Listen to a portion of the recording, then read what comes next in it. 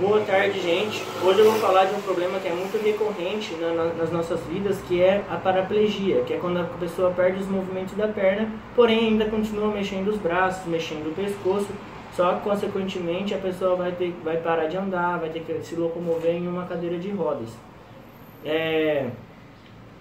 Vários fatores podem ocasionar essa paraplegia, mas principalmente o que hoje em dia a gente vê, por exemplo, passando na TV, essas coisas são acidentes, seja lá acidente de carro, acidente de moto, seja lá qualquer acidente que venha a fraturar a nossa medula vertebral. Mas também patologias podem trazer esse problema à tona. Ao longo da nossa medula espinhal, a gente encontra emaranhados de nervos que a gente costuma chamar anatomicamente de plexos. Esses plexos são um conjunto de nervos que se agrupam para se direcionar a determinado membro ou um conjunto de membros. A gente tem nosso plexo braquial, que é o que comanda nossos braços, nosso plexo cervical, mas, como eu estou falando aqui da paraplegia, hoje eu vou falar do plexo lombosacral, que é o plexo que sai daqui da nossa coluna vertebral, na nossa região lombar. O plexo lombosacral tem ramos de nervos que saem de L1 até S4, que é a primeira vértebra lombar até a quarta vértebra sacral. Os membros que saem dessa região, eles descem e, como vocês podem ver, vão até o nosso dedão do pé. Isso quer dizer que o mesmo nervo que sairia da coluna vertebral dessa região lombar é o mesmo que vai chegar no nosso dedão do pé, por exemplo. Ou seja, ele vai inervar toda essa região inferior, toda essa região do membro inferior até a nossa, como por exemplo a bexiga urinária, esses órgãos pélvicos aqui. E é por isso que a pessoa, quando tem esse problema da paraplegia, ela perde até o controle dos esfíncteres. Os esfíncteres são os músculos que prendem o ânus, por exemplo, que te dá o controle, a autonomia de controlar o seu músculo do ânus, ou até os músculos responsáveis pela eliminação da urina. Por isso que muitas das vezes as pessoas com esse problema não têm mais o controle da urina ou o controle das fezes, e que isso costuma sair sem a pessoa perceber, sem a pessoa ter esse controle. Quando, por exemplo, uma pessoa sofre um acidente, ela sofre essa lesão nessa região lombar aqui, seja lá por um impacto ou qualquer coisa que ocorra durante esse acidente, se tiver perda de tecido, durante uma pancada muito forte, isso pode acontecer, a perda do tecido, e o mesmo nervo que ela fraturou aqui é o mesmo nervo que vai chegar lá embaixo, nessa ponta do dedo, como eu falei.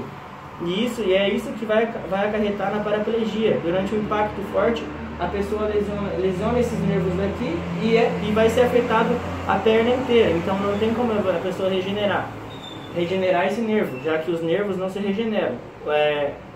Os nervos se regeneram apenas em massa, não em tecido. Quando eu digo tecido, eu quero dizer sobre os neurônios. Neurônios não são restauráveis, eles não se regeneram. Apenas a massa tecidual do sistema nervoso volta à tona, mas ele perde o funcionamento. Consiga fazer uma analogia do que eu estou falando, pense nesse carregador como esse nervo que eu estou falando. Aqui seria a sua vértebra, e saindo dela um nervo que vai até o dedão do pé. O mesmo nervo que sairia dessa vértebra é o mesmo nervo que vai chegar no seu dedão do pé. Uma lesão próxima da medula, como por exemplo aconteceria aqui, acometeria na ruptura desse nervo. Ou seja, esse nervo não funciona mais. Mas, porém, esse nervo ainda consegue se reestruturar, a massa dele consegue se reestruturar. Ou seja, ele vai conseguir voltar. Porém, imagine que o fio de cobre, que seria os neurônios que estão aqui dentro, pense no fio de cobre como os neurônios, esse fio de cobre não consegue se regenerar. O neurônio não é reestruturável, mas sim a massa que está em volta dele, como por exemplo esse fio. Ou seja, o fio voltou a ser conectado aqui, porém a informação não vai chegar na ponta dele.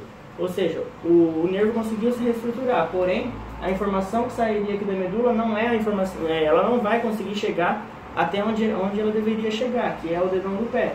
Então essa pessoa consequentemente vai ficar sem os movimentos, os músculos vão ficar sem suprimento elétrico, suprimento do nervo propriamente dito.